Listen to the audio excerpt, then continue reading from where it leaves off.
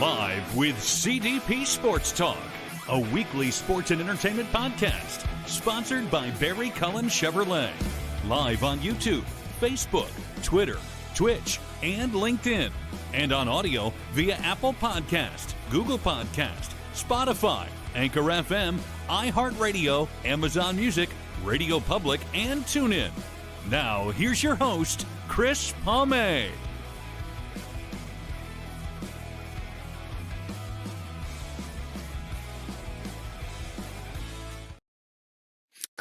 Good afternoon, everybody. Welcome to Season 12, Episode 13, overall 618 of Live with CDP Sports and Entertainment Talk Show, brought to you by Barry Cullen Chevrolet Dealership, located at 905 Woodlawn Road West in the Guelph, Ottawa. Check out their website, barrycullen.com, for the newest selection of new and pre-owned GM vehicles, along with their great selection of all-electric vehicles and Cadillac vehicles as well. You can call the dealership at 519-824-0210 and tell them Chris Palme sent you, or you can email them at info@barrycullen.com. Barry Cullen Chevrolet Dealership has been family run and operated here in the city of Guelph since 1969 and has been a sponsor of this show, Live with CDP Sports and Entertainment Talk Show, for the past 3 years. And you're a business looking to advertise, check out CDP Media Productions. You can email me at cpalme19@gmail.com. I hope everyone's doing well on this Monday, November 17th, 2025, and I'm looking forward to my guest tonight. I met her through TikTok, and this is her first appearance on our show, and I'm going to hopefully get her name right, so bear with me. Tonight's guest, her name is Kasthuree. She is a content creator from Toronto, Ontario, and posts a lot of great content. So please check her out on her social media pages, especially TikTok. So we're going to bring on our guest now. Good evening. How are you? I'm good. How are you? Good. Now, did I butcher your name by any chance? You're very, very, very close. It's Kasthuree. Kasthuree. Okay. Kasthuree. Okay. Thank you. And I'm sorry. I do try to pride to get my guest names right. No, that's all right. It takes a few tries, and then you'll get it. It's all good. That's a very beautiful name too, by the way. Thank you. Apparently, it means the one who follows the right path. I think I was about 8 years old when I learned that. Wow. Are you originally from Toronto? So I was born and raised in Toronto. My parents my dad came here in the 80s and my mom in the 90s from Sri Lanka. And how are things in the city of Toronto right now? Toronto's cold right now. Same here. I'm in Guelph. Snowfall last weekend, so it is quite cold. Winter, I feel like, came early. Usually we can wait a little bit longer before we get snow, but yeah. I'm going to put you on the spot here. What's your favorite season of the year out of the 4? You know what? It has to be spring. Why spring? I want to say summer, but I think I've recently started to very much enjoy spring because we're just coming out of winter. And I feel like a lot of people are locked in their homes during winter. And so spring is like, finally, I get to breathe. I get to go outside and go on a nice walk. And then the flowers start to bloom and blossom. Although sometimes we get rain, I feel like spring is the calm before the craziness of summer and vacations and all these gatherings. So it's a nice time. For me, it's the fall, because my allergies don't act up in the fall. I do have hay fever, seasonal allergies, and it's usually in between May and August. So I like fall and winter. Fall because of I like wearing the sweatshirt hoodies, and it's a great time of the year for sports, plus Halloween. And then winter, I don't know. I've always liked winter, and it feels more like the holiday season, Christmas, when there's snow on the ground too. So for me, it's the winter and fall. I like summers, but I don't like 95-degree temperatures or 100-degree temperatures. You know, the best part of winter, I think, is the holidays. But as soon as New Year's is done, I feel like it's just so sad and depressing, and everyone just stays home, and then the snow turns to slush for like January and February, that it's like half of winter is enjoyable for me. And then the other half is kind of, And I find as soon as I hit 50, somebody's taken a remote control and they've hit the fast forward button. I just find every day, every week, every year just seems to speed up. Really? Yes. I was gonna say, I mean, I haven't turned 50. I'm in my late 20s, but I feel like just the Yeah. past few years have been going by very fast. So maybe it's like, maybe it's a general thing. I don't know. Enjoy it because if I could go back in time, I would do things a little differently. I Yeah. was in such a hurry to grow up in my 20s, I guess, because I lost a parent when I was 13. Oh, So I'm I so sorry. guess, thank you. It actually happened 40 years ago this December. So the holiday season's kind of a sad time for me. But when I was in my teens and 20s, I had to grow up early and Mm, I didn't have any focus. And I just find I've done more living in my 40s and 50s than I did in my 20s. wow. But I think there's some beauty in that, that a lot of people think they need to enjoy their life when they're young, but then what about the rest of your life? You know, so I don't think that you can ever put a Good point. limit on how much you can live and enjoy and explore things because it can happen whenever, right? Good point. And back then I don't think I would have been ready for this what I'm doing now Mm. back in my 20s because I was really shy. I did not like public speaking. I was always the last student to speak in front of the class. Wow, yeah. And sometimes maybe you just had to learn the skills and have the experiences along the way to finally be able to sit and speak and do this. And you're right, it probably wouldn't have been what it is had you started 20, 30 years ago. Life experiences do help. Mhm. So, we met through TikTok, and I really liked some of your posts, and I thought they were really positive. And I'm based in Guelph, which is not far from Toronto. And by the way, I do some media coverage for the Toronto Argonauts, so I'm usually in Toronto once or twice a week. It seems like in the summertime as well. But can you tell our audience that's watching this on live stream or on audio just a little bit about yourself and your family's background? Yeah, so, um, as I mentioned, I was born and raised in Toronto, and recently, actually this past July, I've been posting bits of my life on the internet, as many people do. It kind of surrounds the topics are kind of around travel, reflections, um, and things to do with cultural relevance that I'm just seeing because I do like history and such. And this actually isn't my first time creating, although I've just started this year. I've been sharing more of my life this year, but around 4 years ago, I started posting content on a faceless, channel where I was exploring my Tamil heritage. So the reason why my parents came to Canada from Sri Lanka is because there was genocide and war where they were living in Sri Lanka. So there's a lot of people actually who left, you know, the country and went to various parts in the world. And Toronto has a really large Tamil community. So my parents decided to settle here and then, you know, had me and my brothers and such. And growing up here, there was definitely a cultural disconnect. There was a lot of confusion. There's a big community here, so we learned a lot about our culture, which was nice. And there's community events, and we went to classes and such. But the understanding of why we did certain traditions, that was always missing. And it makes sense when you're dealing with a group of people who've gone through a lot of oppression and cultural erasure. And, you know, not too long ago was colonization too. So there was a lot of things contributing to missing parts of our culture and heritage. And I just wanted to understand that better for myself. So I started doing research on my own and I started sharing it with people, and they were like, this is so interesting. And that's when I realized, oh, other people must have questions just like I do.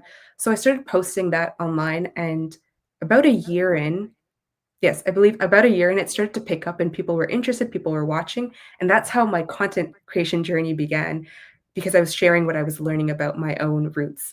And through that, I've became more comfortable posting that, you know, other than Tamil culture, although I love it and my life is very much consumed by it because I've built this entire platform and have a lot of initiatives around it, I wanted to post other parts of my life, reflections, things to do with my self growth, how I see the world, where I'm traveling to. So that's why I started this separate page where we actually connected.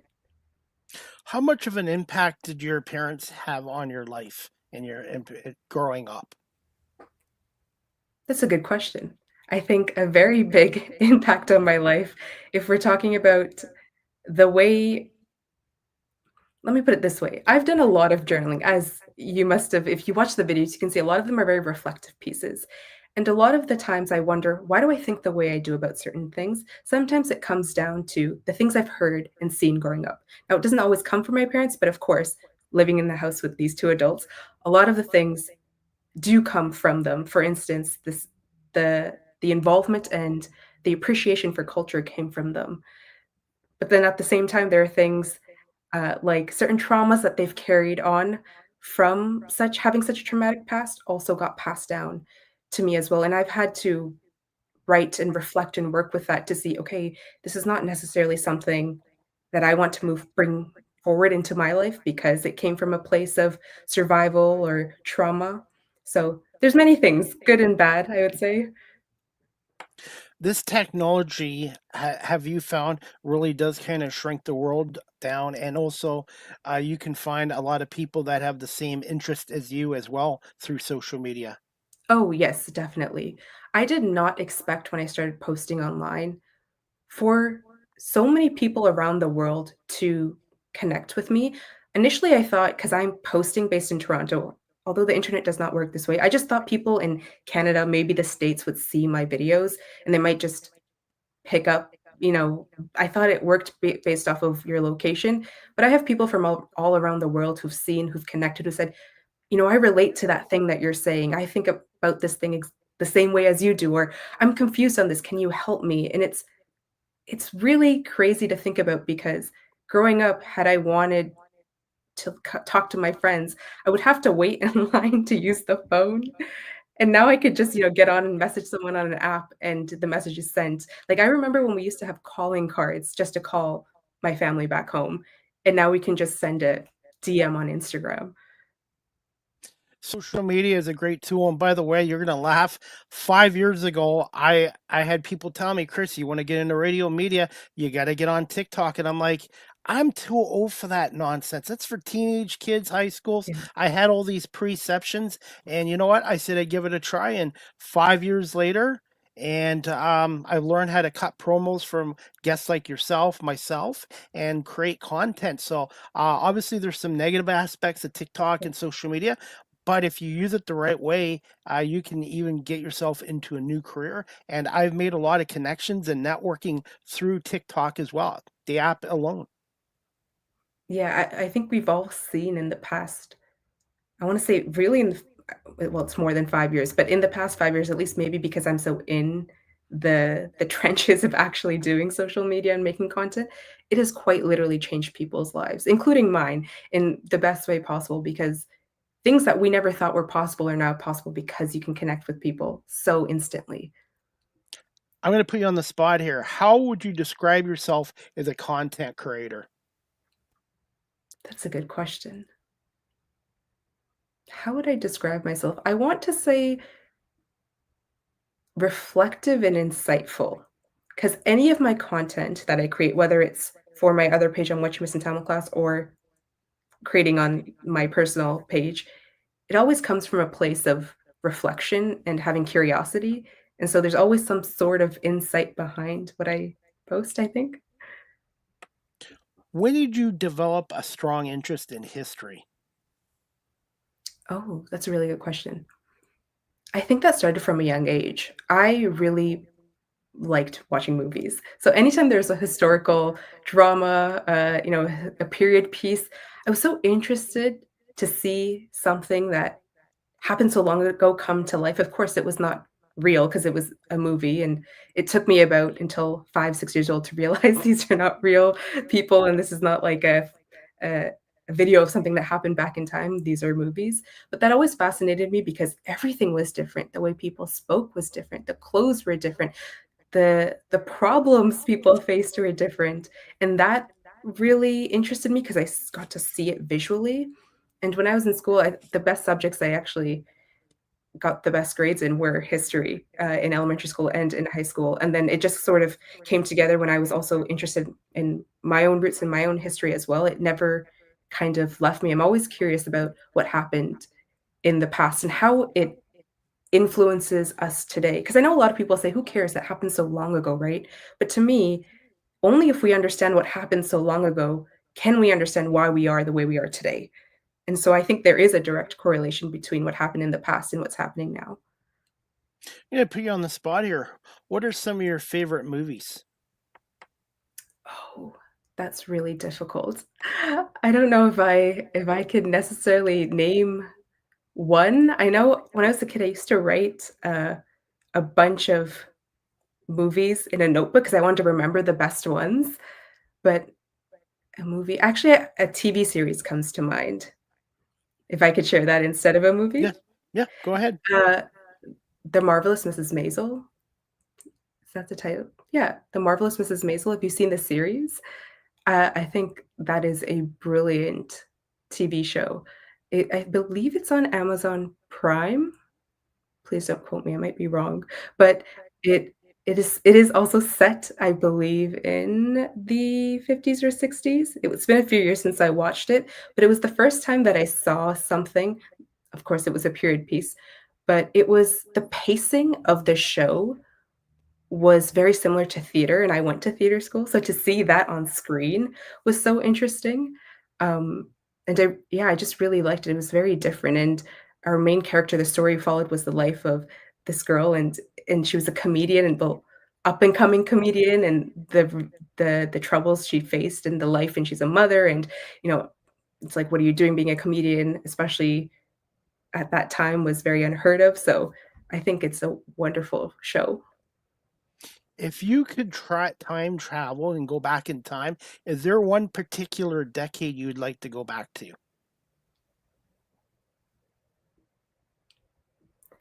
I think I'd like to I have 2 answers.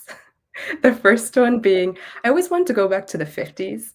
It seems like a lovely time, and I'm saying that, and I know in history it was not a lovely time for someone who probably looked like me, but I don't know, I was always, like, interested in the architecture and the decor and the clothes that came out of the '50s for some reason when I was in high school. I thought it was very nice.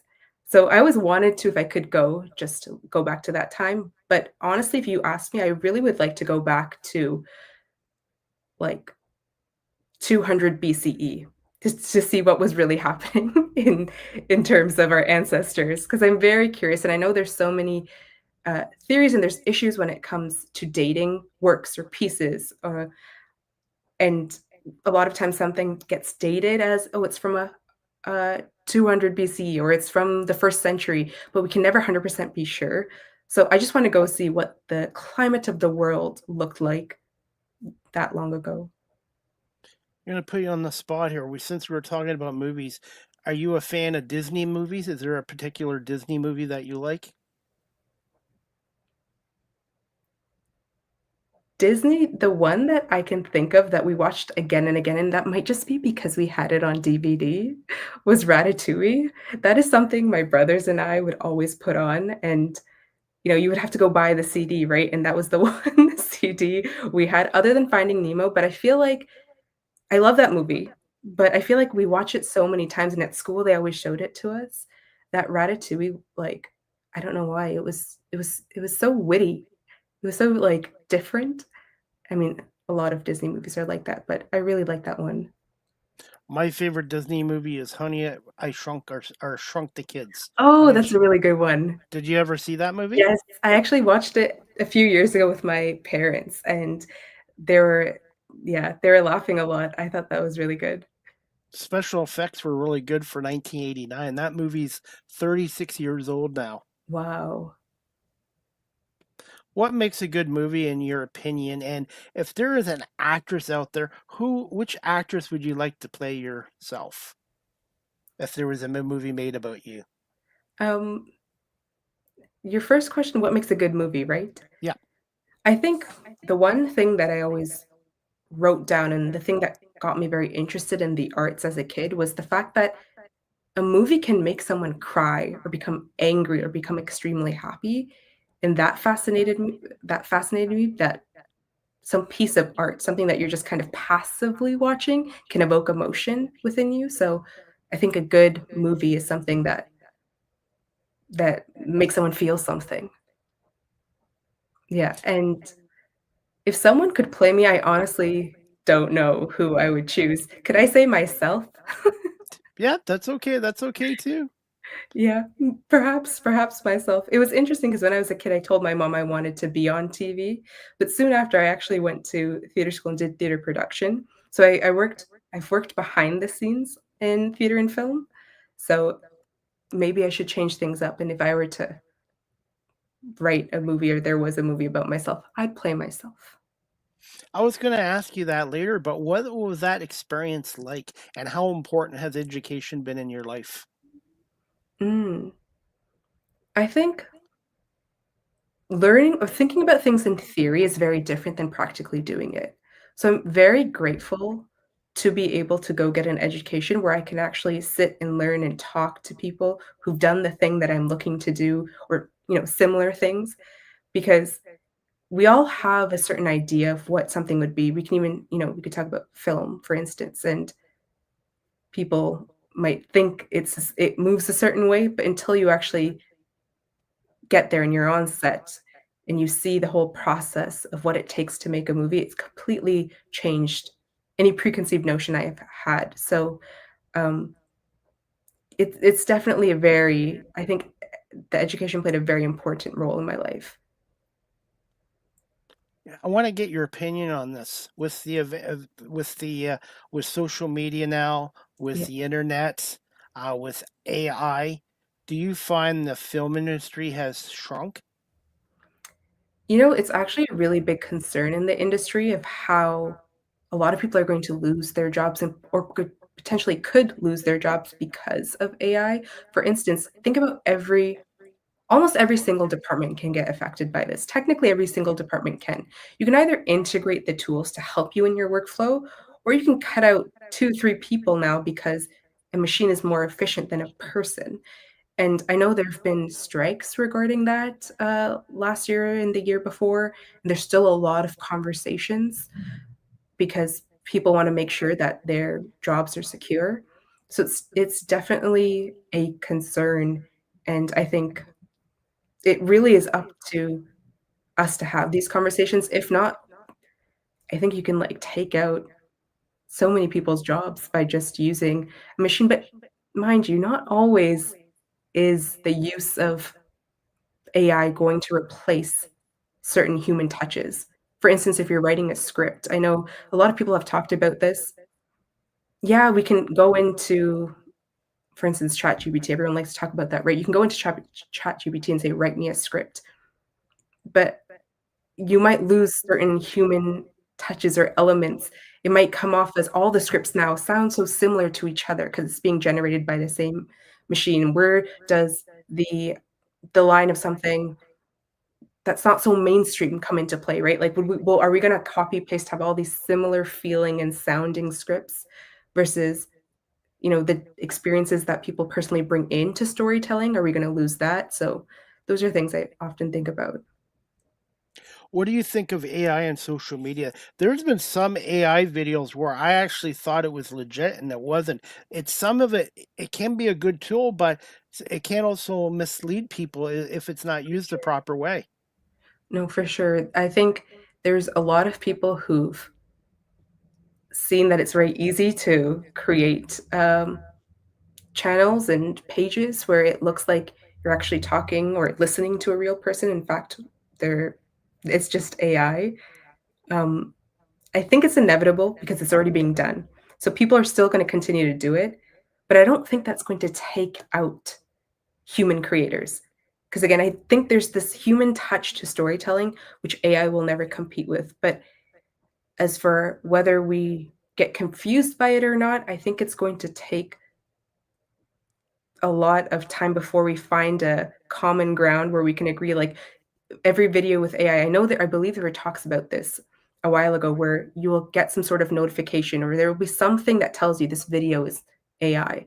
I don't know if that is going to be implemented in every single piece of content that's produced, but something like that to help people because sometimes people are using this to conduct scams and such. So I think it's important for us to know whether you're actually talking to a human or not. As a content creator, I wanted to get your thoughts on this as well. Do you Mhm. find attention spans have diminished over time? Yes, 100%. In fact, I believe, um, you know, people used to be able to sit through like a minute and a minute and a half video. And now the attention span has shrunk. And actually, the stat came from Meta recently. Highest performing videos are now 45 seconds. So we went from like a minute 30 to now 45 seconds. So it's very hard to keep someone to stay on your video and not scroll. So it just keeps shrinking. Just like me. I try to be funny. I gotta get your thoughts on this too. For those people that are watching our show live stream or on audio, and they're looking to become a content creator like yourself or myself, from your experiences, what advice would you give to those people? I think the best piece of advice I can give is just post. There's been so many times where I've thought so much and planned so much before I actually posted anything. And you can sit in the planning phase for hours, for days, weeks, months, and be like, I'm gonna do this type of video, post this angle, film here, but until you actually click post and you get feedback to see, okay, who's watching it? How many views did I get? Are people engaging with this? Was it too long? And then you can go and dissect, right? Oh, maybe my ideas aren't crisp enough. Maybe my delivery is wrong. Oh, maybe it's just no one can hear me properly because the mic sounds a little off. You'll never know until you actually hit post, but a lot of us, I think, get stuck in the planning phase that we don't actually execute. What are some do's and do nots of being a content creator from your experiences? That's a good question. I think that answer will differ from creator to creator of what everyone thinks is something you should do and something you shouldn't do. I think what you shouldn't do is take what people say on the internet as truth, because a lot of people will not actually watch your video. Sometimes they'll watch a few seconds. Sometimes some people, I don't know why, they will just comment rude, mean things. So if we're truly basing our self-worth and opinions about ourselves based off of the comments, no one would create anymore. Everyone would stop. So do not look at the comments and take that for truth. Something you should do is, I would say, other than just post, try different things because you never know what's going to stick. The format, how you're, even when you reach out to people, if some people like to reach out to brands, some people want to collaborate with other creators, your approaches can change too. We don't ever have to copy paste the same thing. If something's not working, we can always pivot. So I think because there's no real guidebook to being a creator, it's rather a new thing, I guess. And there really are no rules. So you don't have to follow one thing. Someone might come onto the internet and just share what they've learned and what's worked for them, which is great, but that doesn't mean that same thing is going to work for you. I find diversity is important too. I love creating sports content, but I also do freelance media work where I was Mhm. at a butter tart festival in Stratford a couple weeks ago. So I created content from doing butter tarts and sampling them. I got to taste 16 of them as a judge. So any media opportunities I get, I'm always working. There's times where I'm not actually working, but with these phones, the smartphones, you can always create content just like that. Yeah. It I find with really sorry, go on. Go ahead. No, go ahead. No, I was gonna say, I think diversifying is number 1 in things you should try because you never know what's going to pick up and you never know what you actually like. Because again, it's the theory practicality thing. In theory, you might think you like to post a certain type of video, and then when you do it, you're like, I don't like this as much. But when you kind of play and let yourself explore, you might find yourself really liking something else. What are your thoughts on videos going viral? And have you learned yourself how to edit video? I definitely have learned to edit better than when I first started 4 years ago, that's for sure. In terms of videos going viral, I think there is a I think there's definitely ways you can capture audience and get attention to make something go viral. I've understood that, but in terms of building audience, I think only going viral isn't always going to get you audience. And I know some people really wait and bet on the day that one of their videos go viral, and if they go viral, they think they would have made it. I'll give you an example. When I made content on my first channel on What You Missed in Tamil Class, I was posting videos. I think I was getting maybe 200 views, and then all of a sudden, one video just got 300 or 400K. So to me, I went, oh my God, I went viral. Like, this is crazy. But that doesn't always mean that everyone who watches your video is going to necessarily come along for your journey. It's great to have videos that go viral, but then what does that then mean? I mean, we can study that and say, was there a certain hook? Was the format? Was the editing? What was really important about that made that happen? But if you always chase, and hope that your video goes viral, I think you might lose the the depth or the sauce that comes with making your own type of content. What are your thoughts of in Canada, TikTok creators can't make money on TikTok? Do you feel the government should kind of ease up on the restrictions on that for content creators who are producing legitimate content? Yeah, I that was one of the things I learned while I was posting content. I actually didn't know that was a rule until I was posting and a few of my videos, got a lot of views and I went, "Oh, this is cool. Maybe I can, be like other people and make money from my content." And then I realized because we live in Canada, we can't do that. Now, I don't know too much specifics about the actual rules and laws in place that are stopping that from happening, but I would say, why not if other people are also able to make a living and sustain their life from making content? What makes us different? Because Canadians are equally working as hard, making very cool content as well. So why should we lose that opportunity? Absolutely. And I'm going to play one of your videos on your TikTok page. Where can our audience find you on TikTok as well? Yeah, so if anyone wants to watch my TikTok, Instagram, or YouTube, it's all the same handle. It's my name, T, so Kasthuree T, Kasthureet. Since I have you on here, what's the correct pronunciation of your last name? It's Thiyakalingam. Okay, I'm going to work on that, I promise. So the next time I have you on, I will get it right on 100%. Nice. Okay, well, we're going to play this little clip right now, courtesy of your TikTok page. Just give me 1 second. It's called "Avoiding Your Problems Won't Make Them Go Away." It's about a minute clip on your TikTok page. Let me know if you can hear the audio. If not, we'll fire the audio guy, which is myself. 1 second.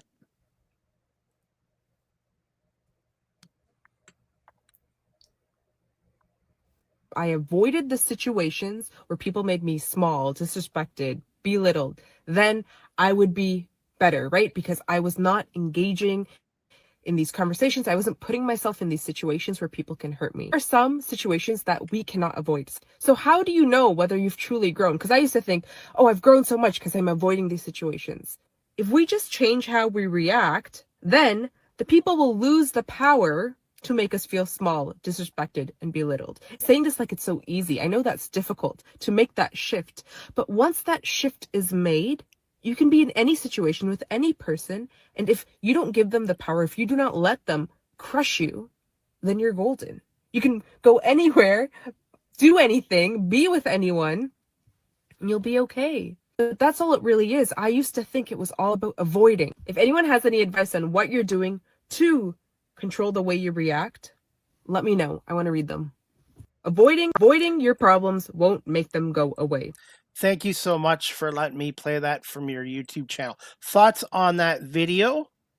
And how long did it take you to create that video? And also, can you just tell us about avoiding your problems and playing small these days? And do you find belittling has increased with the internet and social media over the years? Yeah, of course. So that video I filmed, I think it was a 12-minute conversation, somewhere along those lines. And then I always cut it because, of course, people don't want to sit there and watch 12 minutes, especially on short form content. And the video I just cut down, I was actually journaling. So some of my videos, I have you can see my little pink notebook, and I'm journaling. I'm actually working through problems in real time. And then I just share little bits of that. And that time it was about avoiding problems and how they actually are not. I used to think avoiding problems were, like I mentioned, an indicator of growth. But I've realized the truest indicator of growth is how we react in situations. Because no matter what, we cannot go through life without problems. There's always good and bad in life. And so, how do we then know how much we've truly grown? Because I was just reflecting, have I really grown this?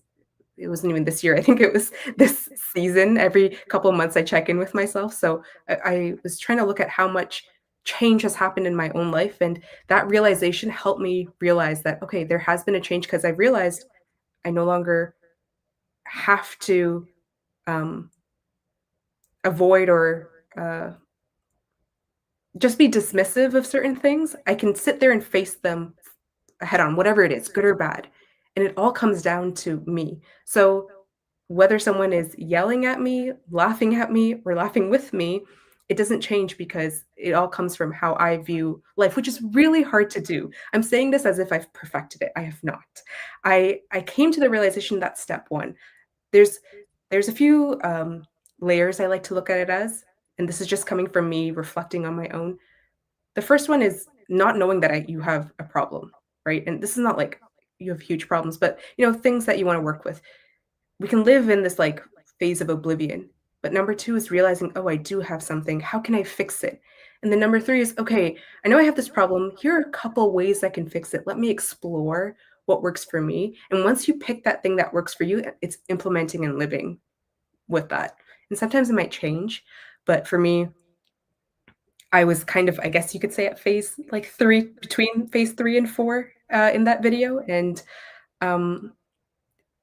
the other part, I believe you asked about belittling, right? Belittling and playing small And to playing others. small.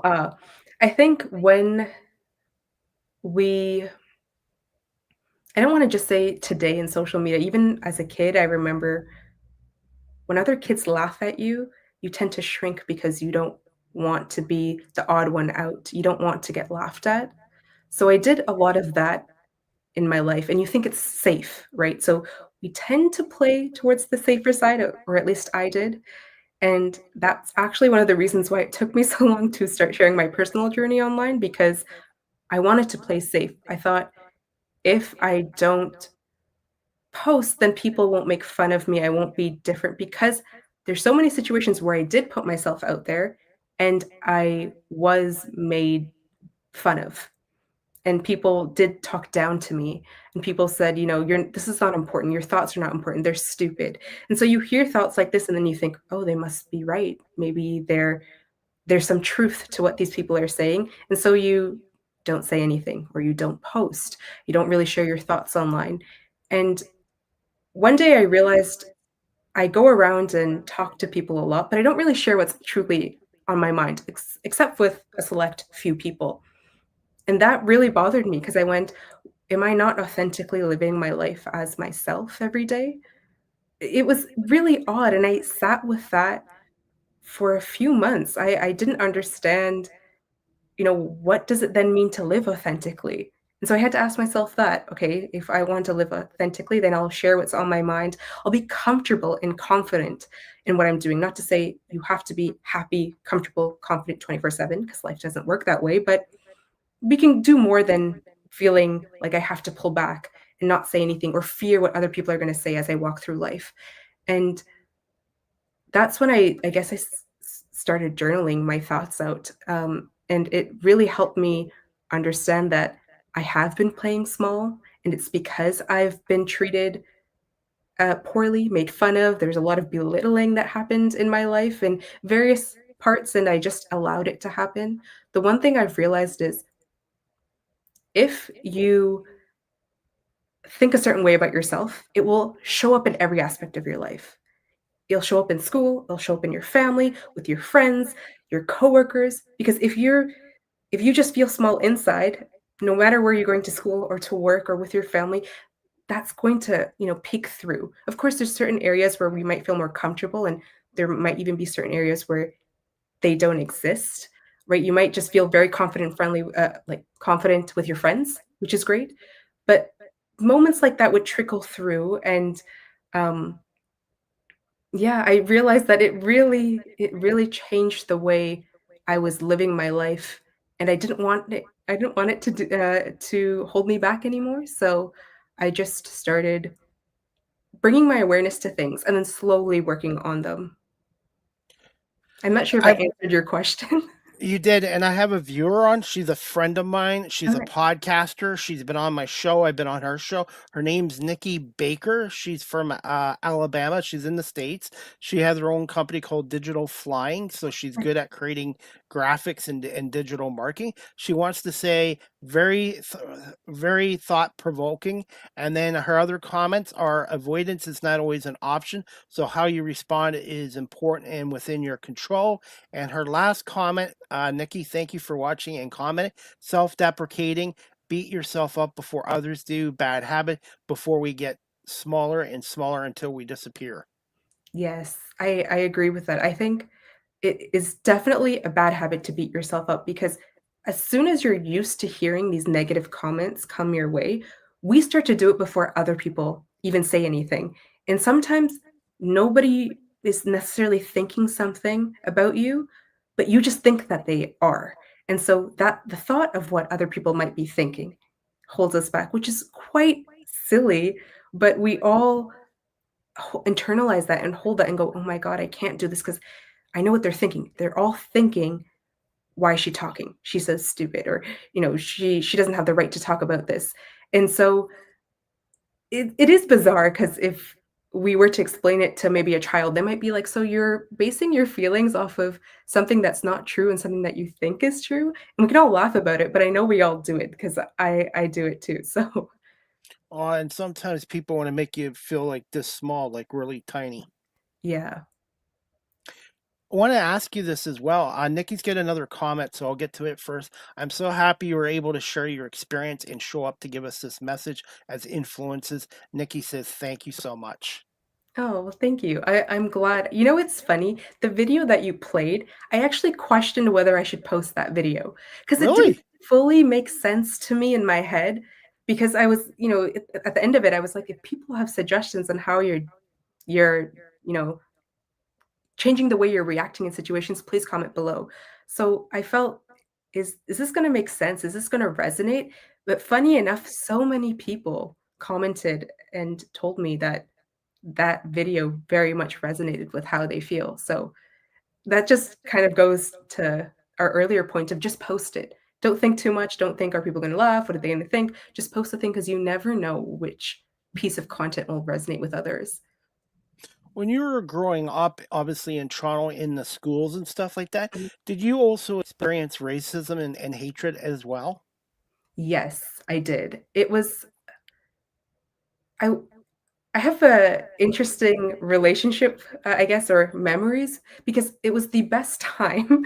Elementary school is the best time, I would think, because I did so many things. I explored so many wonderful things, but I also had a lot of negative experiences that if I had a child and they told me they were experiencing and hearing and going through the things, I would be so heartbroken. I went to school where there was maybe a few other people who were South Asian. So there weren't a lot of South Asians in my school, and people made fun of anything they could possibly think of. It was pretty stereotypical. So anytime, we even brought lunch to school, people would assume and just say, "Oh, your lunch is probably smelly because you're brown." If we spoke of what you did on the weekend, in school you'd write journal entries and such, I would find myself having to downplay the things that I wrote. If I actually went to a cultural event, I would just say, "Oh, I just went to a birthday party," because I didn't want to say, "Oh, there was this like cultural thing that happened," and then people would question me. And of course, your teachers are wonderful. They were never like that, but it's always the kids. And somehow if one kid starts, oftentimes it can pick up, right? And everyone can laugh and everyone can stare and everyone can point. So that happened a lot. I actually ran, thinking about this memory came back. I ran in grade 8 for student council president. And you would put up posters around the school and such, and everyone did. And somebody at that time, there was MSN, if anyone remembers. So MSN was something we were Yeah. using, instant messaging chat if you're really young and you don't know what MSN is. So you could put a status under your name on MSN and everyone can see that. And what someone in my class, in my school put, "Don't vote for Kasthuree because she's brown." And I was so confused because this person was in my class. I thought we were like on good terms.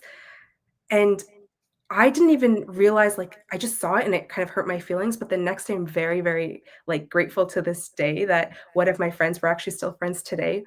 She went to one of the teachers and said, "This happened outside of school, and I don't think it was nice." And she actually brought it to the attention of the teachers, who then decided to have a class talk with us, which was really nice.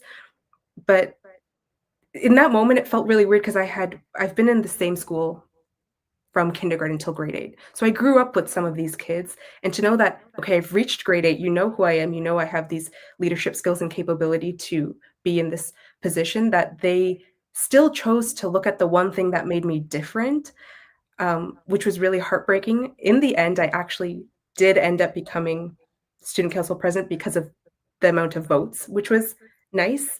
So people did recognize that, I would be a good fit for this. But that still, like, stung that people did that and they thought it was okay, and these are people I grew up with. How important was it to have a strong support system at home too when dealing with that in school?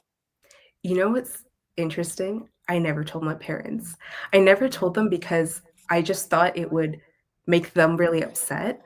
So I just, like, sort of kept it to myself. A lot of the things I kept to myself, but I think they picked up that there were things off. Like, for instance, when someone is just assuming that your lunches are going to be smelly and say stuff like that, I would tell my mom, we don't want anything except for, like, sandwiches."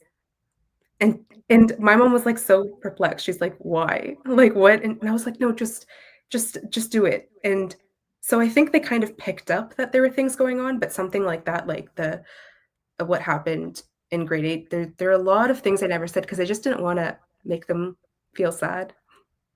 For somebody that's watching this show right now, live stream or an audio, and they're in school and they're feeling like they're going through what you did, what advice would you give to them from your experience? I think 100% talk to somebody, because there's a lot of things that have happened to me that I've internalized and kept to myself because I felt like I didn't wanna inconvenience anyone, I didn't want to make it a bigger problem, I didn't wanna get people in trouble. But all that did was hurt me because I would have to sit and sometimes I forget I was just a kid. Like, you're 10, 11, 12, 13, like, you're just a child, and regardless, it doesn't matter about age, but especially at that age, it really helps to have someone look at you and say, "Hey, that wasn't okay," because that meant the world to me that my friend had told a teacher and then they decided to talk about it, and I still think about that today, like, that was no one shouldn't have to do that, but she did, and at least because of that, I just know that, "Oh, I don't have to tolerate that sort of behavior." Had I just kept it to myself, I would have never known, so if there's anything that where someone's making you feel uncomfortable, feel like telling you you have to change or something's wrong with the way you look or the way, you behave at home, whatever it is, I think you should definitely talk to somebody if whether it's a parent or a teacher or a friend. Well, thank you so much for sharing this. I really appreciate it. And Nikki's got another comment here. Done is better than perfect because perfect will never get done. Yes. I definitely agree with that. It's so easy to get caught into wanting to be a perfectionist. I've done that a lot. So no matter what I've done in my life, I thought, if I just make it perfect, but I've had to realize over the years, there's no such thing as perfect. That doesn't exist. No, and that brings up what I wanted to ask you as well. Besides nobody being perfect, and I can relate to it as well. People pleasing. Just thoughts on people pleasing. Mm. Well, how much time do you have? Because I feel like we can talk about this for a long time. I think a lot of people, whether they realize it or not, are people pleasers, and I've learned that because of the internet. So I'm grateful for that, and that's the one good thing about social media. There's a lot of things I've thought and struggled with that I thought was so unique to me until I realized, "Oh my god, there's thousands of people who deal with this," and people pleasing is one of them. We just think if we change ourselves, then we will be accepted by others. And it's bizarre of like, if when you see the lengths of what you do just to get the validation acceptance from someone else, it is very bizarre, and yet we still do it because we're craving. We just think so. One of the things I do, and I think I actually spoke about this in one of my videos, is I keep thinking if I just do something different this one time, it'd probably work. Oh no, that time didn't work. That thing was probably off. So this time I'll make sure I do this thing so it won't work. And sometimes at the end of the day, we have to realize that the person on the other side that we're trying to please so badly, they're not going to accept us because X, Y, and Z, like whatever the reason is. And oftentimes it might be that they don't genuinely want to be in your life. They don't appreciate you, or they might be jealous. They might have some negative feelings towards you, which is making this dynamic in the relationship, because clearly you're not seen as an equal if you feel like you need to constantly people please. There is some sort of power imbalance. So I think setting boundaries has been the best solution that I found so far in my life for people pleasing. And it's been difficult because the minute you set boundaries, you start to think, am I being selfish? Am I doing something wrong? Because I'm so used to giving and pleasing and hoping for external validation from people who haven't been so kind to me. And the other thing I've realized through doing this, and uh, thankfully to listening to people on social media, is not everybody necessarily deserves your kindness, if we can put it that way. And not everybody wants it.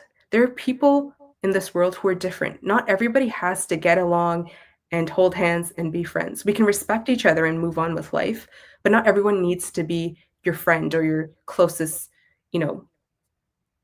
confidant. It doesn't, life doesn't work that way. But maybe this idea we have in our heads, at least for me as a people pleaser or recovering people pleaser, was that I'm the exception and everyone will be good and on good terms with me because I don't really want to have issues with anybody. And to some degree, that's just a form of um, like a defense mechanism, I think, because you think you could be safe if you're kind of on good terms with everybody, right?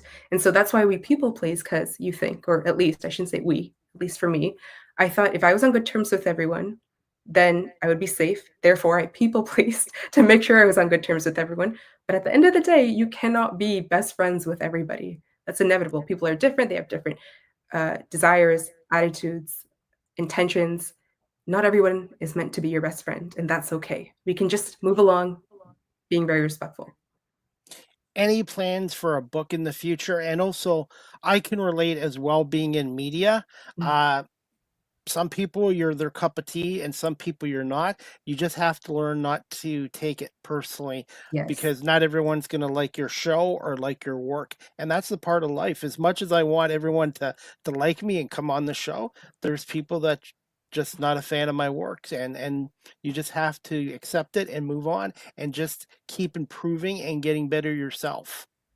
Yes, 100%. And is that not freeing to know that not everyone is going to be a fan of your work?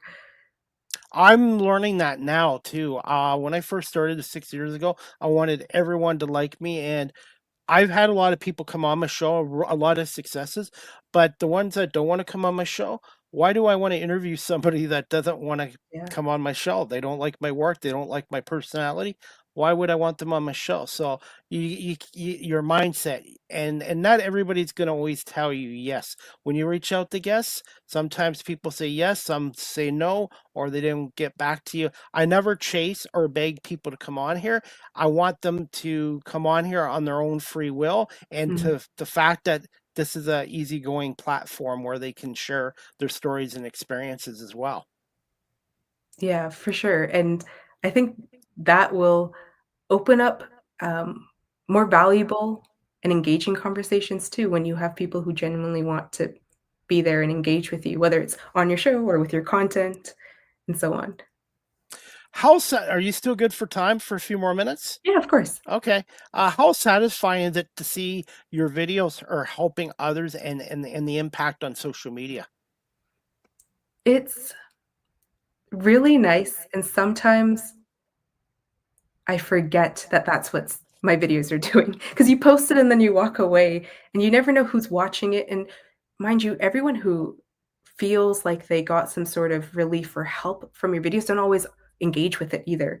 So the amount of people who might have watched it and went, "Oh, that's so interesting. I didn't know that," is countless. We can't really keep track. But of course, okay, if we can use the metrics of likes or shares or comments, it's really nice to know that people are connecting with something that you said, and it helped them see something a different way. And sometimes that happens in ways that I never expected.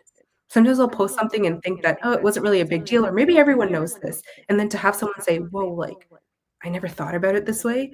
It's a really, really cool feeling, but I often forget because as soon as I post a video, I'm on thinking about the next one, right? And I have to remind myself that these things live on forever. It's gonna be on the internet forever. So who knows, even 20 years from now, someone might go back to one video and say, "Hey, that was really helpful." What are your thoughts on friends and acquaintances? Because I find in the work world or even on social media, people are having trouble distinguishing between friends and acquaintances. This is a really good, I think, topic because we can, um, I think, talk about this for a very long time because I feel like nowadays everyone wants to be everyone's friend, and I don't know if that's just me, but I feel like we're at this stage where everyone wants to be really good friends, and we're throwing around the word best friend, and that's my, like, bestie to mean something, but I don't know, when I was in elementary school, you only said that unless you were genuinely really good friends with somebody, but now there's this idea to say, you know, "We're close, we're cool," so I understand why we're saying using those words, but sometimes when, you know, you have somebody you work with at work, they're not necessarily your best friend. They might be for that certain amount of time that you're working at this place, but outside, do they behave the way that you would, define what a best friend would behave like? And that's not a bad thing. I think a lot of relationships are very situational. When I was in school, I had to be friends with certain people, not had to, but I was friends with certain people because we all went to school here. When I was in university, I became friends with certain people because we all were all in the same program. With my family, I even think about my family cousins and family friends. Why are we, you know, getting together and laughing and playing and hanging out? Because our parents put us together in that room when we were younger. And so a lot of these things are situational. I think the beauty, and maybe this is just because I'm in my late 20s now, I'm realizing as we go through the rest of life, you don't have to carry everybody you considered a friend or an acquaintance and keep them in that box the way we did when we were children. We now have the freedom to choose and, really value, and evaluate those friendships to see, you know, is there something more here, or is this just a friendship? Is this just an acquaintance, or is this person someone who is there just for the season of my life? And when I started looking at friendships as seasonal, it really changed because sometimes someone was there for this chapter and they helped you and you had wonderful memories and there was a lot of mutual love shared, but they were so vital in this chapter of your life, and that's okay. I used to think that the friends that you had were going to be with you until you died. And maybe it was just the TV shows I watched as a kid, but I realized life isn't that way. And now that you like grow up and enter the world as an adult and go on, you can choose who you want to keep in your corner at the same time while making room for new people. Because I've realized if you don't let go of certain people and things, you'll never make room for new people. Absolutely. And Nikki Baker says, I'm now a fan, and perhaps maybe one day you can come on Nikki's podcast show. It's every Friday at 7 o'clock on Oh, that's so Facebook wonderful. Live. She's a really good person, very positive person. And she just said, I have a meeting and I will watch the replay. But thank you so much for your sound and wise advice. And you have a new fan in hers. Oh, I'm so excited. Thank you, Nikki. One thing also too, I find life is like a book. Mhm. One chapter of your life is over and a new chapter Yeah. starts. And that's I found that too. Soon as I started this new career into media radio 6 years ago, I found my inner circle had shrunk. But you know what? I'm okay with that because I'm meeting a lot of people that are supporting me and sharing the same dreams of what I have of getting into radio and media industry, and it's changed my life. I actually noticed the same thing too, that when you really find something that carries a lot of weight and importance to us, that sometimes the people might shrink around you. Not shrink as in the people are shrinking, but the number of people around you might shrink. And that's not necessarily a bad thing. I think there's great uh, power in that, because perhaps the people that are around in this chapter right now have that much value to give you. And that's enough of a support system that you have, that you could put all your focus to this one thing. And then I realized it also changes, right? As you mentioned, life is just a bunch of chapters in a book. Maybe in 2 chapters from now, it will swap and there'll be a little bit less time spent here and more time, building relationships and such. And um, I really like that analogy of thinking of life as a book. By the way, when I worked in my other job, corporate security for 23 and a half years, I'm grateful. It was a good 23-year run, but at the end, I wasn't growing and I wasn't learning, and it became a work divorce during the pandemic. And I'm taking out the positives, and that career. That former career has kind of prepared me for this, because when I was in security, I had to think on my feet. I had to listen. I had to deal with people with mental health issues, medical situations, people that were intoxicated. So I got a lot of my skills from that career. So I'm taking something that was a work divorce after 23 and a half years. Instead of being bitter about it, I'm taking it as a positive, and it's helped me in this new career, because when I talk to guests, I have to build a rapport and a trust with them, Mhm. and communication. And also, I wanted to bring your thoughts on this too. Besides talking, how important is listening skills these days? Oh, very important. I think perhaps because we're so, and I'll use social media as an example for listening, because people post videos, and let's just take like reels or TikToks when you're scrolling. A lot of people are quick to react without truly listening to context, listening to the words, listening fully. Might be 2 minutes, 1 minute. Some people don't even listen fully and they jump to conclusions. I feel maybe we've lost the art of listening a little bit. But truly, when you listen, you can understand what someone needs or what someone's looking for, or how to help them. I found when I was not really listening and I thought I knew what my audience wanted, uh, in context of what she was in Tamil class, I struggled the most. But as soon as I stopped and I was listening and I realized, oh, okay, these are a few areas where people actually want help in, these are areas that people are interested in, it helped so much better, because I was actually giving people what they wanted versus doing what I thought they wanted. Can you tell us a little bit about posting videos and exploring the overlooked aspects of your Tamil heritage, and finding what you missed in Tamil class? Yeah. So it was not something I thought was going to become so time consuming and take over my life. I started because I just wanted to understand my own heritage.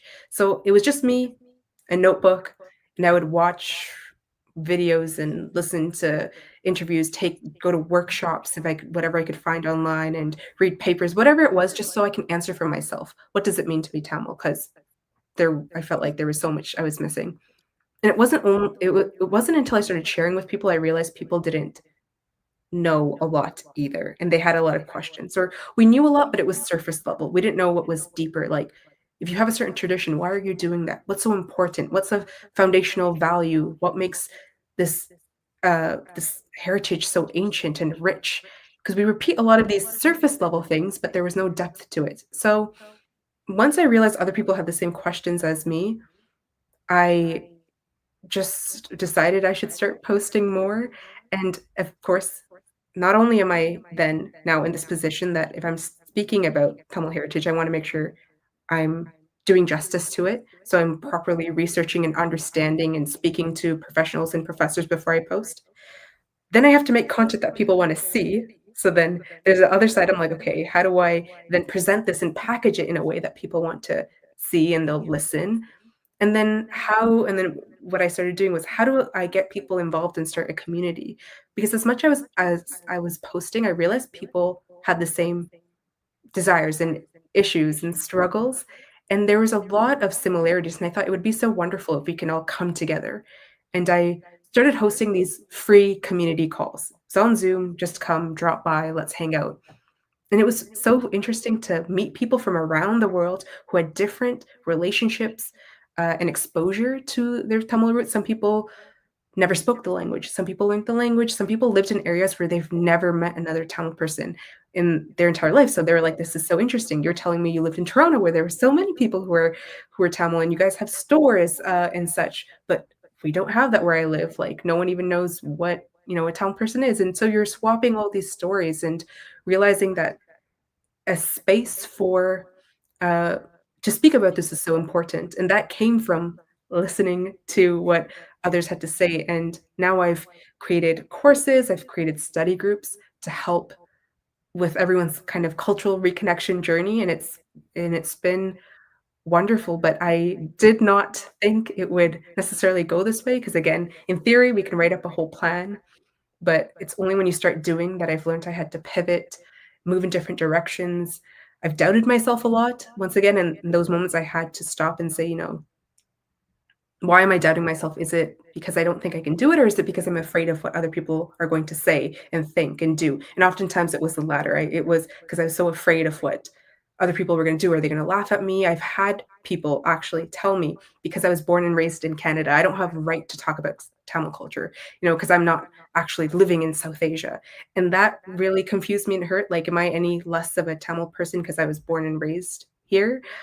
Which was really confusing. And then you have to sit through and realize, okay, some people just don't have something nice to say. Some people can say things because they're jealous. It can come from a negative place that they're just projecting. Sometimes people don't want to necessarily take any action themselves, but to see someone else take action can be triggering in certain ways. And I've had to learn to sit through all of that. So as much as I was building a platform for people to connect with their culture, I was also building myself up. I've learned to have thick skin because of this, and that allowed me to then also have the courage to start posting about my own life as well. For those people watching this online or on audio platforms, Mhm. and they're interested in your classes, how can they contact you?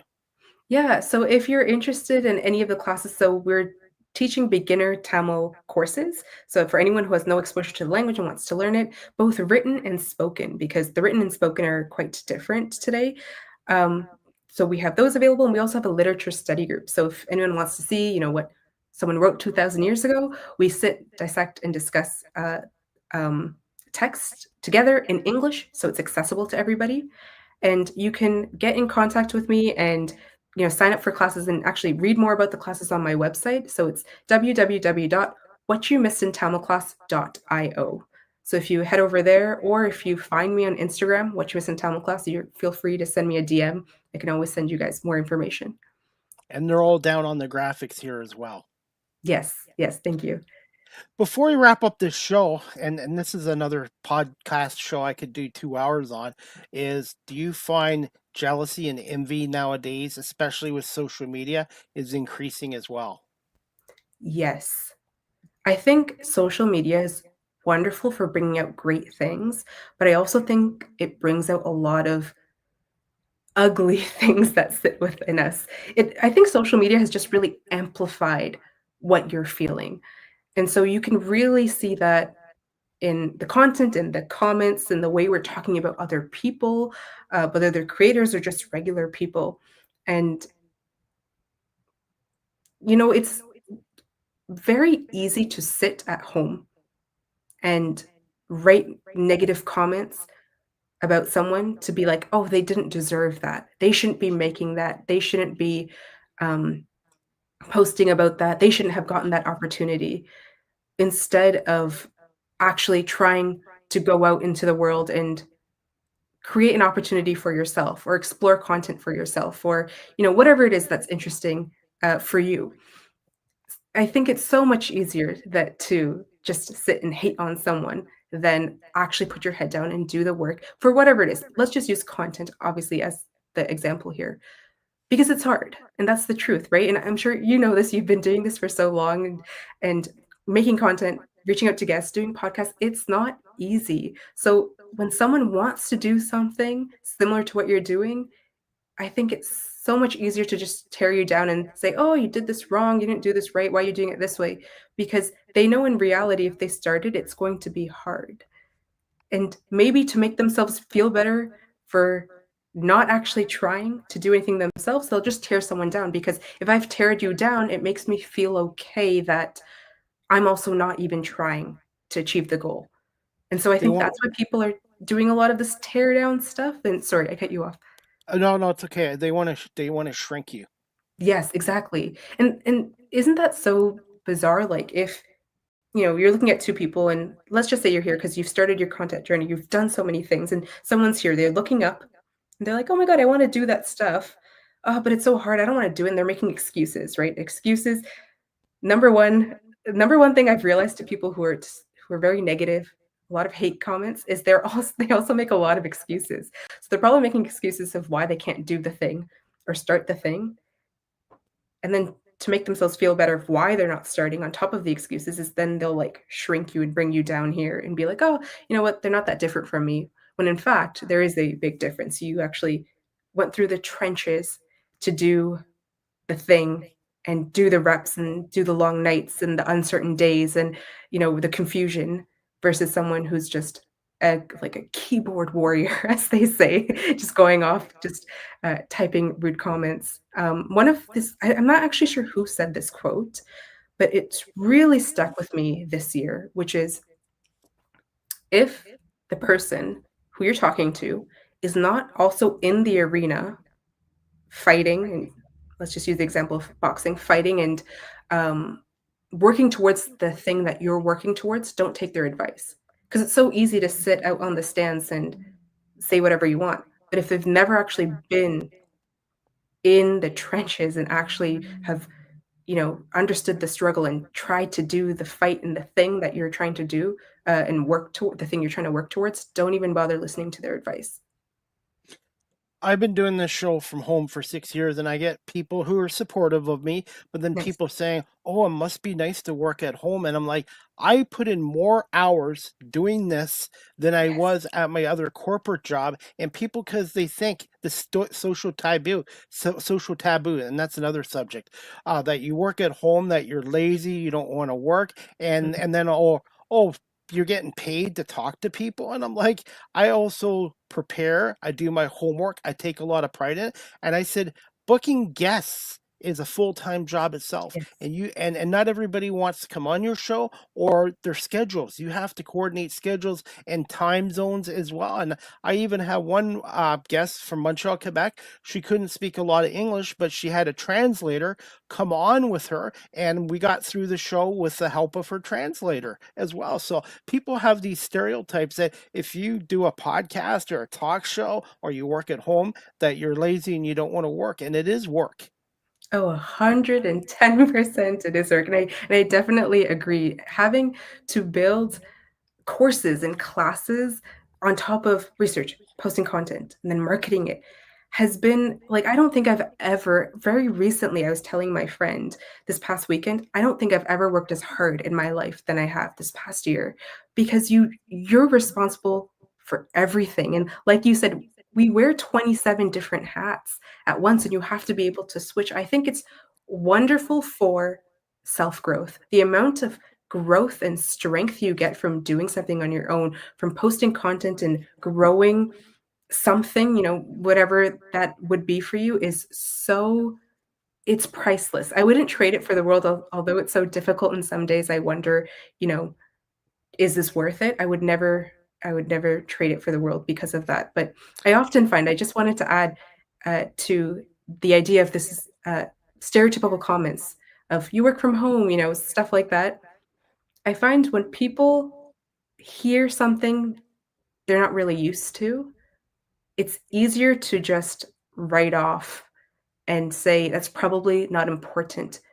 And especially when it's not that common. It's very common for a lot of people to get up and go and work in an office for a company. And everyone sort of socially accepts that. A lot of people, if not office, but a place of work, right? And so I feel that when you hear of non-traditional jobs per se, it is so much easier to say, oh, the reason probably you did that is because it's the easy way out.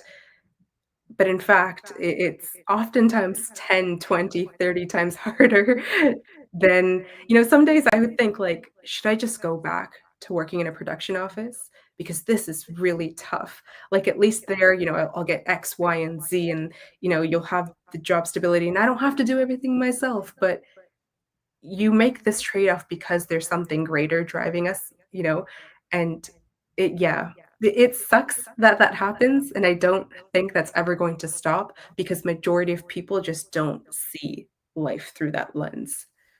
I have another viewer on, and he was a guest of mine a couple months ago. He's a retired U.S. Military veteran, and now he's a professional motorcycle rider in California.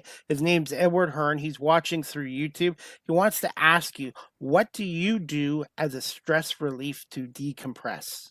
That's a good question. The number one thing that's helped me is going outside for a walk and just breathing in fresh air and looking at the trees, like going through a walk. Like, maybe it's not the best, but sometimes I just walk out, and if it's 11 p.m., I just need to go do Yep. that, because especially when you're working at home, for me, taking a walk to the living room doesn't do much because I'm still in No. that space. So walking outside does wonders for me because fresh air, I don't know, there's something very grounding about that.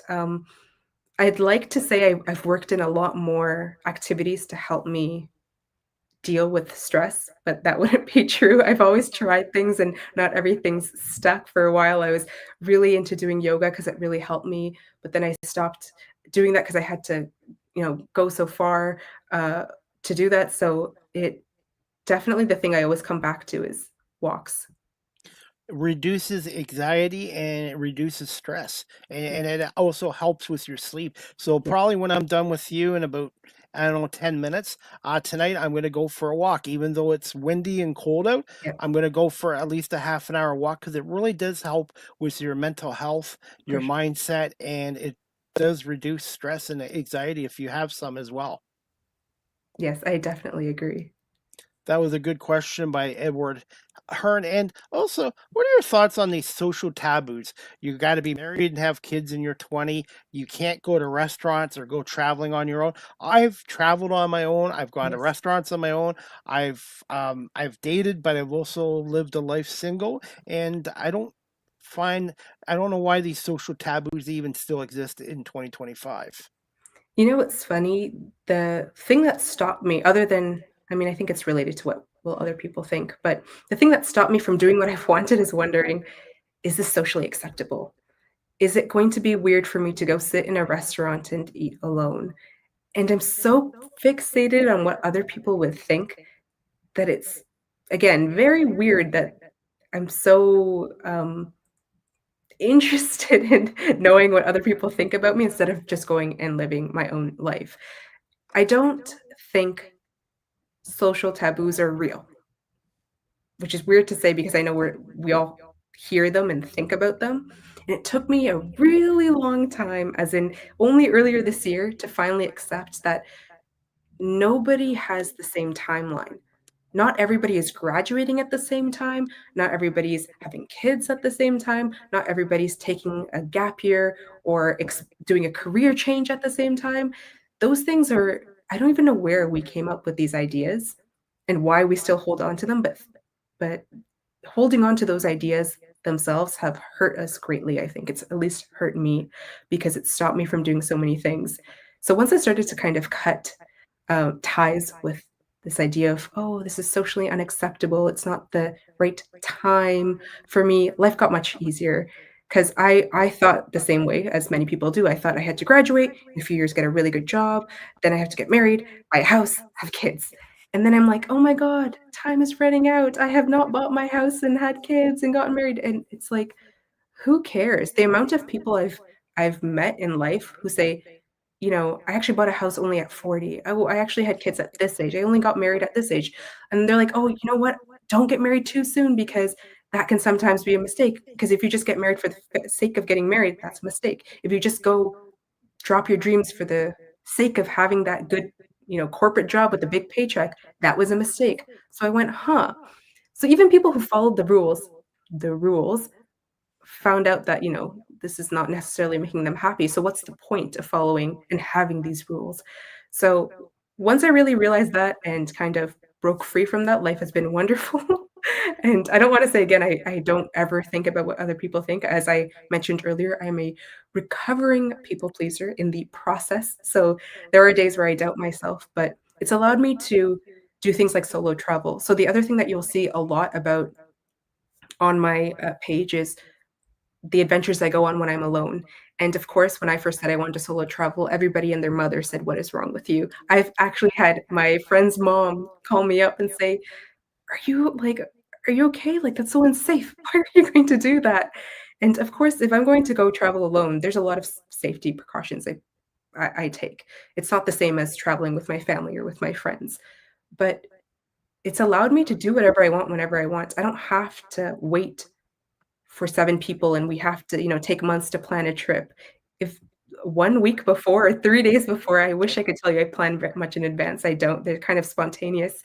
If I'm like, "I guess I'm gonna go travel Northern Ontario now or go to the East Coast," I've planned it and I went, and that was that. And then I'm on the trip and I'm doing, the thing. And I've realized the world is not such a scary place. We think that you shouldn't leave your house or leave your neighborhood because bad guys are gonna come and get you, but majority of people are regular people like you and I, living their lives. They're happy to help. I've been so surprised by the kindness I've gotten, and of course, traveling through Canada, I was also worried about, is there gonna be racism and such. I've had, like, 90% of the time, it's been wonderful. Of course, I can name you 4 instances that were not good. So it it really changed.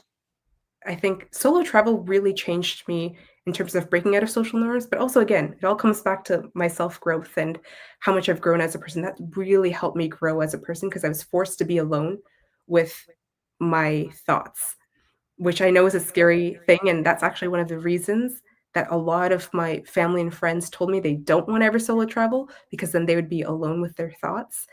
But that's exactly why I did it, because I wanted to be alone with my thoughts, and because I allowed myself to do that, I feel like I've grown so much more as a person. What's on your bucket list next for traveling? And Edward Hearns he wants to ask you, have you ever tried walking barefoot outside or just standing outside? The gravity seems to ground you. Great Yes, stress relief.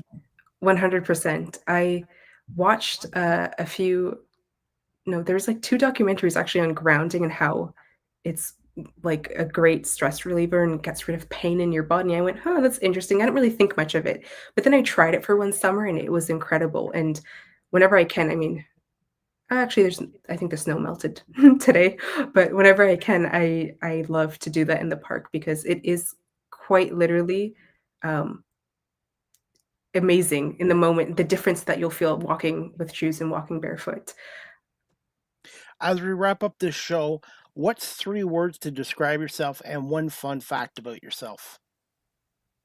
Oh, that's a good question. 3 words. I think number 1 would be courageous, um, resilient, and curious. Those are the 3 things that kind of keep me going. And one fun fact, I don't know what's necessarily a fun fact. Okay, well, this is what popped into my head, so I'm going to share it. When I was 6 years old, I wanted to swing on a swing that my uncle had built, when I visited my, family back home in Sri Lanka. So, I wanted to swing, but I couldn't really swing, because the motion goes back and forth because my uncle's motorcycle was there. And me, at 6 years old, thought, "I've seen him move the motorcycle so many times." So I kicked the kickstand from the motorcycle, and I didn't realize how heavy a motorcycle was. Obviously, I was 6 years old, and the whole thing fell on top of me, and although he had been home earlier, the exhaust was still warm that I actually burnt my knee, and I still have the scar to this day. So I have a scar from a motorcycle at the age of 6, but not because I was driving it, because I just thought I could move it. So that's my fun fact. And finally, a new segment I created recently. It's called Ask the Host CDP a Question. Do you have a question for me as we wrap this up? Yeah, I would ask, what has been the most influential moment since you decided to start your podcast and start, going through a different path in life and you realize there's resistance, right? As soon as you say you're going to do something. But what was that one defining moment that made you go, this was the right decision. I'm not going to go back. When I started doing volunteer work for a semi-pro basketball team, they asked me to do camera work, and I've never done it in my life. And I got the taste of the broadcasting media bug from that, and that camera work led me to go into a local cable company to do camera work for a couple years, the University of Guelph, and then the camera work led to my podcast show, which led to me getting on radio and also starting up my own media company. And I've had a lot of successes, but I've also had a lot of no's and setbacks. And Mhm. when I was invited by the National Football League, the NFL, to come to the draft in Detroit in 2024, Mhm. that's when I knew this is what I wanted to do. I have a passion for it. I don't consider this work. I consider this a passion. And whatever you do in life, if you don't have that passion, you should move on to the next thing, because I just want my last 10, 15 years working doing something I really enjoy. And what I love about this show is storytelling, the listening aspect, and most importantly, I'm constantly learning every day from the media industry and also from my guests. Wow, I love that answer. You perfectly embodied and shown that there's no one linear path to get to where you want to go. And oftentimes we go through multiple experiences and all of those things add up to help us get to where we are. And that's so wonderful. I'm really glad you're Mindset. doing what you're doing. You're very Mindset. good at it. Thank you. There's been days where I've been down and it's like, but I'm not giving up on this. And Yeah. I've had some traditional radio stations tell me no because of my age and being self-taught, Mm, but age is an asset, not a liability. And self-taught, it's still a form of education. Whether you're in a classroom or you're outside of a mhm. classroom, there's nothing wrong with being self-taught as well, as long as you're learning and improving and growing. And it's the guests that make a talk show. I'm just very lucky. I reach out to people, and 90% of the time people do want to come on, and not everybody does come on, but sometimes people see the body of my work and then they contact me and they come on after. That's really inspiring to hear because you would think that you know what's funny? And I didn't want to share this, but I'm gonna share it now. I thought I was too late to start my own TikTok page. And I thought I was late because I went, everyone who's like 16 to 18 have already on there and they're doing their thing, or like the rush of TikTokers happened in 2020, regardless of age, that it's too late because there's established creators. But again, that's such a silly No, concept that we have in our age age is just a number, and I've met people that are older than me on TikTok, and with my show I've had people that were 18 come on my show, and I've head. had people as old as 80 years old come on my show. So I've also learned too, when I was in security, Mhm. oh, the younger generation, they're lazy, they're no good, whatever. I Yeah. had my preconceptions, but switching over to media, I've worked with a lot of people much younger than me, and they don't judge me on my age, they don't judge me on myself being self-taught. They actually look to me for my life experiences and life skills, and I also learn from them what works in the with the younger generation. So it's really the media industry changing careers has kind of changed my perceptions, and now I keep an open mind, and you should never have a closed mind to anything. Yes. Yes. I love that. It really does change when you have an open mind, everything becomes different, everything becomes an opportunity and a possibility. And what I'm most proud about this show is it's diverse with topics and diverse with guests, and people from all walks of life are welcome to come on here on this platform. This isn't like, oh, it's sports talk. He only wants to talk to guys. That's it. Mm. Everybody who has a story and a career that wants to share it is welcome on here. This is a welcoming platform, and I love it. Yeah. And well, I'm very appreciative that you are not boxed into one niche, and because, today I was able to join you and we had a wonderful conversation. Conversation. And you have an open invite to come back on again in the future. Oh, thank you so much. And I think you're a natural on camera. So if you ever start up a podcast and you need some assistance, I'd like to pay it forward.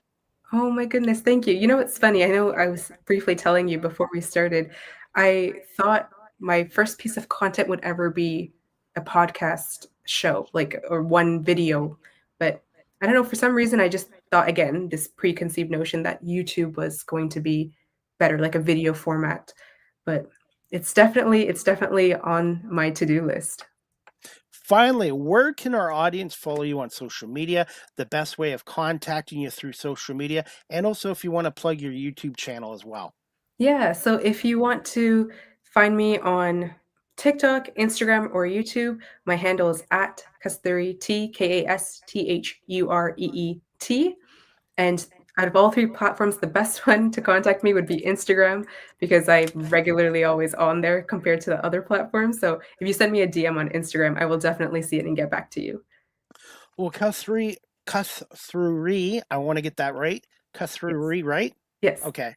Okay. I want to say continued success in what you're doing. Thank And you. I want to say thank you for giving us over 90 minutes of your time. I apologize for keeping you over 60 minutes, but I Nope. thought the conversation went well. And if you can give me a little bit of time tonight, after I go for my walk, I got to do my 30-minute walk. I'll send you the full video, the audio, and I will edit the video into clips, to 30, 45-second clips, and I will tag in on social media. And I think I have one more comment before I wrap up this show.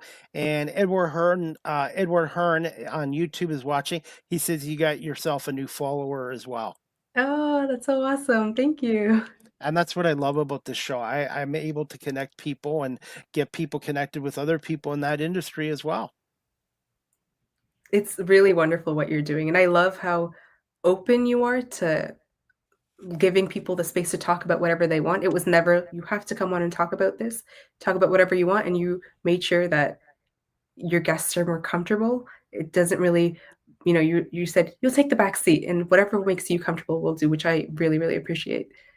Well, thank you so much, and I love doing this, and I'll always remember you as number 618. This is my 618th episode, and I do 2 other shows as well, so maybe I'll have you come on my other show with my co-host, Marlene Sharp. She is in the animation cartoon industry Oh, out in cool. Los Angeles, and our show is once a month, and we interview people from the entertainment industry, and I think you'd make a great guest on the Small Talk podcast as well, going in the Awesome. future. Awesome. That sounds so cool. Thank you. Well, you're very welcome. I just want to say thank you so much for coming on here. Continue success, and we'll definitely keep in touch with you on social media. And I hope you have a good night. And I'm going for my walk soon as well. I'll have to wear my winter jacket. It is a little chilly out. Yes, please stay warm, stay safe, and thank you again for having me. Thank you so much for coming on, and we'll talk to you soon. Great. Take care. You too.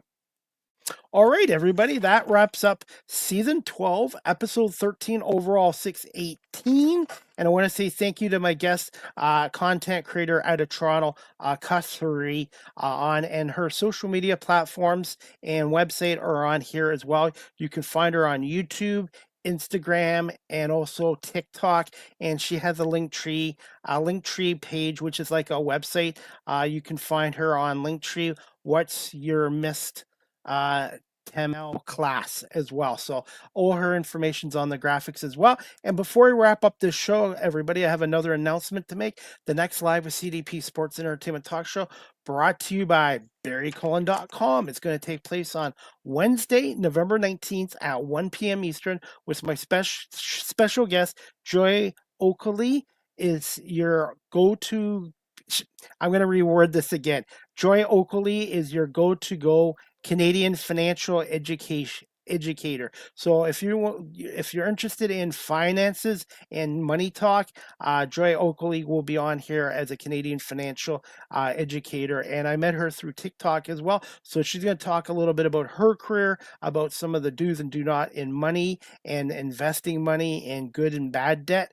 And our show will be again on YouTube, Facebook, LinkedIn, Twitch, Instagram at 1 o'clock, as well as audio platforms. So again, I want to say thank you to my guest, Kasthuree, a content creator out of Toronto, for coming on here. And I'm looking forward to Joy Oakley this Wednesday at 1 p.m. and this Thursday, November 20th at 3 p.m. Eastern, 2 Central Time. I have Eli Ong from WGN News in Chicago on to talk about the 7-3 Chicago Bears. So Wednesday, Money Talk. Thursday, NFL Chicago Bears Talk as well. And as we wrap up this show, everybody, as I do for all my shows, Barry Cullen Chevrolet is one of our sponsors. Check out a Chevy Bolt. It's coming back with a refreshed design. Meet the 2027 Chevrolet Bolt. Anticipated availability early 2026. More details at barrycullen.com or visit the dealership located at 905 Woodlawn Road West in the Guelph Auto Mall. With Christmas coming, everybody, I am on Cameo. If you'd like a personalized video message from yours truly, go to cameo.com, type in Chris Palme. I do happy birthday, happy anniversary, congratulations, pep talks. If you want to talk sports or ask me about my media work or my company or some of my favorite interviews, check me out on cameo.com. Look forward to doing your requests today. You can also follow me on Blue Sky Social, which is like Twitter. I used to be at Live with CDP19 on Blue Sky Social. Finally, if you're looking to adopt a pet, check out the Cambridge and District Humane Society, located at 1650 Dunbar Road in Cambridge, Ontario. Telephone number 519-623-7722, extension 0, or visit their website at cambridgehumanesociety.org. All the animals up for adoption, their profiles are on cambridgehumanesociety.org. And also, for the next month, I will be selling 2026 Cambridge Humane Society calendars for $10. The money and proceeds go back to the Cambridge Humane Society. If you're looking for a Christmas gift, a stocking stuffer, a birthday gift, these calendars are well done. They're only $10, and they go to help the Cambridge Humane Society help our furry homeless friends find forever families and homes as well. So if you're looking for a calendar and you're out of the Guelph area, email me at cpalme19@gmail.com, or you can contact me on my social media platforms through a DM. My goal is to sell 40 calendars and raise $400, and I'm already halfway there with 25 calendars sold. So I only have 15 left. So if you want a calendar, please DM me or email me at cpalme19@gmail.com. And as we wrap this show up, guys, Live with CDP Sports Entertainment Talk Show, again, is live streamed on YouTube, Facebook, Twitter, X, Twitch, LinkedIn, and now available on Instagram. Make sure you subscribe, like, and follow me there as well. And you can also follow my website at beacons.ai/Chris D. Palme. And I'm also on TikTok. This is how me and our guests met tonight, through TikTok at Chris Palme. Make sure you follow me there and like my content there as well. Finally, StreamYard is the official live stream provider of Live with CDP Sports Entertainment Talk Show. If you're into webinars or podcasting or live streaming in general, check out StreamYard.com. They have basic free plans, paid professional plans like I do. And if you're a company that does a lot of webinars or live streaming, StreamYard.com, and then contact their sales department on StreamYard.com for business pricing as well. Finally, Live with CDP Sports and Entertainment Talk Show. The audio version is on iHeartRadio, Amazon Music, Spotify for podcasters, Apple Podcasts, Breaker, Pocket Cast, Spotify, Castbox, LinkedIn, Pandora, TuneIn, YouTube Music, and Good Pods. And that wraps up our show for tonight as well. And of course, last night, Sunday Night Football, the Eagles defeated the Lions 16-9. The Eagles now go to 8-2, and the Eagles are now in next week are on the road to take on the Dallas Cowboys at 4:25 p.m. And Monday Night Football tonight, we've got Dallas and the Raiders at 8:15 p.m. And NBA, We've got the Indiana Pacers taking on the Detroit Pistons as well. And that wraps up our show today. I again want to say thank you to my guest, Kasthuree, a content creator in the Toronto, Ontario area, for coming on. She was great. And please check her out on her Linktree website and also her social media sites as well. And hopefully we'll bring her back on again in the future as well. That is it, everybody. Thank you so much for watching and listening to this show, brought to you by BarryCullenChevrolet.com. And also, if you're a business looking to advertise, check out CDP Media Productions. Look forward to working with you and your business needs. You can contact me again at cpame19@gmail.com. And also, if you'd like to tip my work through my YouTube channel and my talk shows, I'm on PayPal, cpame19@gmail.com on PayPal if you'd like to make a tip to the host as well.